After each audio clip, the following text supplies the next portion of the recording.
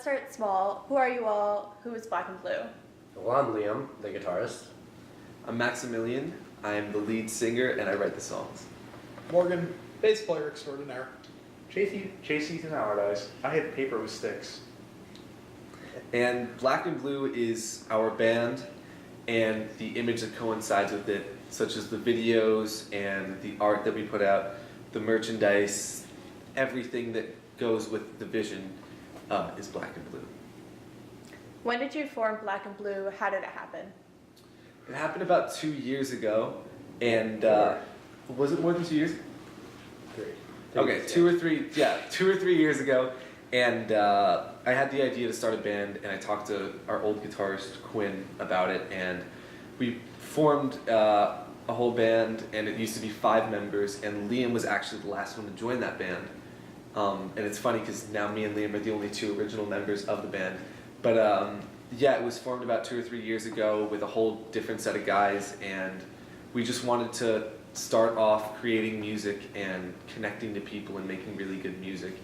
And just recently we added Morgan and Chase to our band, and this is the actual set band, and yeah, that's what it is. So how did you all get to know each other? Well, I knew Liam through the band. Our old drummer was actually going to start a band with Liam, if I'm not mistaken. And then once he joined our band, he asked Liam if he wanted to join as well, and he said yes.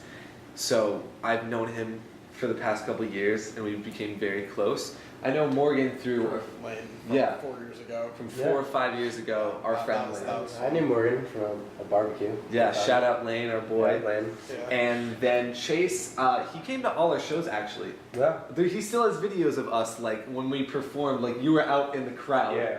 And you saw us perform. I was with sitting the in whole the band. front of the steamed park. I was watching you guys play High Friends in Low Places like Oh, a man. year ago. Oh yeah. And now here you are. Isn't that Playing crazy how High that works Friends out? Yeah, playing High Friends in Low Places. Yeah, we needed well after like the old band split kind of, we needed a new bass player and a drummer. People got arrested, went to college, you know, it's... Yeah, so and then there were 2, and then there were 4. So yeah. And Some people got shot as well. yeah, totally. And I saw Chase on Instagram, and he was just an incredible musician, so I asked him to join us, and everything seemed to work out really well. So tell me about your first band rehearsal. What was that like? Our Oh, first boy. band rehearsal with this band is a lot smoother than the old one. Oh yeah, I'd say. Well, I think by the first one, I mean, we asked you to learn all the demos, and you had them all down. You asked me the day before practice to learn 6 songs, and, And you he asked did me, it. He you did it asked me at so like well. 7 at night. Yeah, but That's he got impressive. them down. How It was is that? incredible. And then Morgan knew like 2 or 3 of the songs. Yeah. But, you know, it's okay. You work your way there, buddy.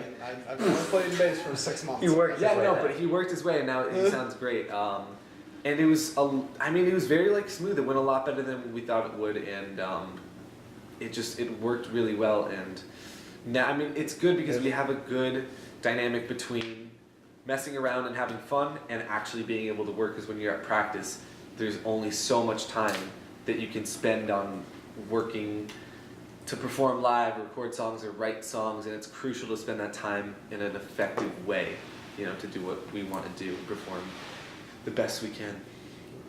What is your process for songwriting? It's complicated. Liam writes all the songs. Yeah. Yes. Well, so it's always different, but it either starts with Liam writes a guitar part, and then I will add lyrics or write something to it, and then we'll give it to Morgan and Chase and tell them the kind of vibe we're looking for, and then they'll Or write the other their way own around, parts. you know? Or Yeah. I have lyrics, I show them to Liam, and then we create the main part of the song like that, and then we either write a bass part together or give it to Morgan, and then we all figure it out together. But it's generally either starts off with lyrics or a guitar part, or just an idea, honestly, Yeah. But now we're working as a whole band which is awesome. to write some more Because stuff. it gives us a lot of a different, New it stuff gives us a coming stronger soon. vibe. Yeah. So with that, what and who influence your writing? Oh boy. Oh, jeez. Oh, I mean, man. but I think the great thing about this band is that everybody has such different influences. Like, I'm very into R&B and hip hop, so my biggest influences are like Childish Gambino, Frank Ocean, Al Green, Marvin Gaye, The Weeknd, D'Angelo, and then I also love like rock, like Arctic Monkeys and Strokes. but then you're very into like indie, like hippie, alternative music. Sure. You're into Wolfpack, Joe Dart, you're my hero. and you're into rock, like Queens of the Stone Age. And Well, it's like more like metal, believe it or not. and that's the awesome thing that works about it, because we all have such different influences that when we bring them all together, we create such a unique sound that you could only get from people with different musical mindsets, I guess. Yeah. Tell me about the first song you wrote. Should we talk about our first song? Because this is before they were in the band. But we can talk, I mean, Talk about- the first song that we wrote as a band, this technical band, was Bad Decisions. And I remembered we were with the old band, and I was downstairs. Yeah, in my house, and I was downstairs getting water, and I walked upstairs, and I heard Liam and our old bass player playing like this awesome guitar part. And I was like, oh my god, like what is that? Is that our song? And he's like, yeah. I immediately got this notebook out on the desk, and I wrote lyrics to it right then and there. And we finished the song in like an hour as a full band, and then we all went to like Burger King and like celebrated that night. But that song came so fast. But that song really formed the band, and it kind of formed our sound and just where we were gonna kind of start off with and our ideas. So yeah, that really kick-started like the whole band, and I love that song. What's your favorite song from your most recent demo? Why did you write it? Chase? I would say Bad Decisions or High Friends in Low Places, but yeah, I also like seeing sounds. I actually remember the first time you guys played Bad Decisions at the Talk House when I saw you at like your second show, and I thought it was a pretty good song, but hearing it on the demo tape for the first time, It's a little more like yeah, legit it's more and everything. full because all the songs sound completely different with the second guitar player and like the lead lines that you guys used to have. So yeah, I would say that's my favorite song.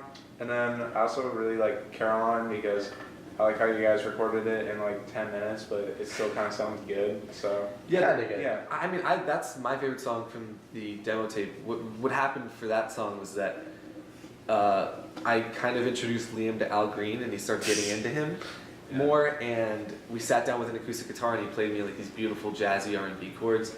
And I really wanted to write a song about my girlfriend, so we started writing, and the lyrics came out in like 10 minutes, and it was like such a fast song. And also the chorus is very dynamic because we wanted to write a chorus of more than like 4 chords, so there's more of a dynamic melody.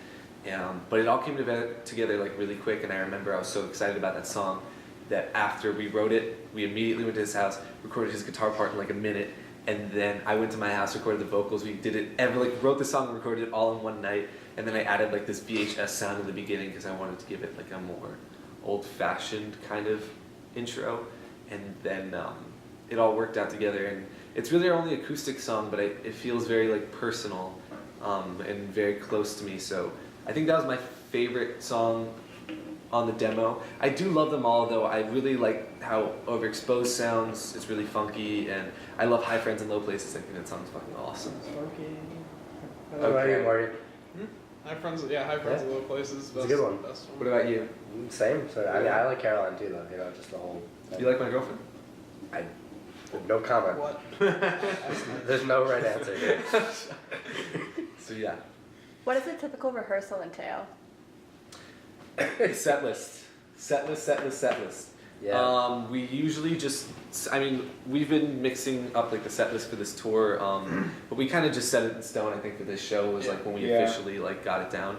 But it's always, we go over the set list at least once, just to make sure that we're all clear on everything that we have to do, and then take a break, go get some coffee. Yeah. Shout out to Sagtown, best coffee ever. sponsor us. And then we would, if we're writing a new song, we'll work on that. We'll talk about the ideas for tour or our social media or whatever it is. But yeah, generally it's going over the stuff we have. There's just some instrument switching going on. Yeah. Yeah, and then begins the breakdown of sanity. at the Yeah. end. I remember last practice, these three last started night. twerking Yeah, while playing guitars, yeah. and it was the funniest thing. It really depends how long the practice is. Yeah. You know, if we keep it 1 to 2 hours, you know, it's It needs some clean, calm and concise, seriousness. get shit done, and then we leave. Yeah. But if it goes on for more than 4 hours, Last night it was gets like messy. 5 hours, and we It's all messy, yeah. started humping the air, and Yeah. you know, the song still sounded great. Yeah. So like, I Yeah. can't complain. It's But impressive. maybe we should just start doing that on stage. Yeah. That's, Yeah. that's what Max already does, so now Liam and Oh, Lauren yeah. have to do it. Oh yeah, just Right. gotta go with the magic mic. Liam, it's like working in a restaurant. After 3 or 4 hours, the breakdown of sanity begins. And Yeah. you have to I start can't fucking relate, each but other. yes. True. Shout out to Roddy Someone Hall. doesn't have a job. Right. How does your work and rehearsal reflect on performances? How do you prep for a show? Practice like robots. I think. Yeah, Oh like- yeah, so that's like one robots. thing that we started doing. How Like about the we say practice like robots because if like Liam said once in practice, if you have to sacrifice some of like the fills or the things that give it energy to get the songs down perfectly, that's what you got to do. So we just started practicing the songs like it's our one take to record it and everything has to be perfect. And also moving around a lot. I remember like whenever we practice, I always tell like Liam and Morgan like dance around a little bit and stuff because when you're playing live, the crowd feeds off your energy, and if you can dance around and move around, that's a lot of energy for the crowd to play off, and it makes them more comfortable to like get loose. Yeah. So it's really like rehearsing like we're playing live and trying to get these songs down as perfectly as they can be, really. Yep. Yeah. So tell me about your first gig. How did that go? Oh no. I don't know Chase were either. No, I was wasn't there. I You were was there. So there. you I tell was me. there. Tell us though, Yeah. because we were on We stage. need a review. Like we It don't. was, it was brutal. Yeah. It was Well, brutal. woo. Just Woo. guitar in my ears, Liam. I'm Yeah, you sorry. couldn't even hear my voice, right? Yep. Like barely. Well, I mean that's the mixing. Yeah. But anyway, we were we were not confident as performers. You know, being our first show in front of people, it takes an emotional and mental toll Yeah. on a band. You know, I remember there was not a lot of movement.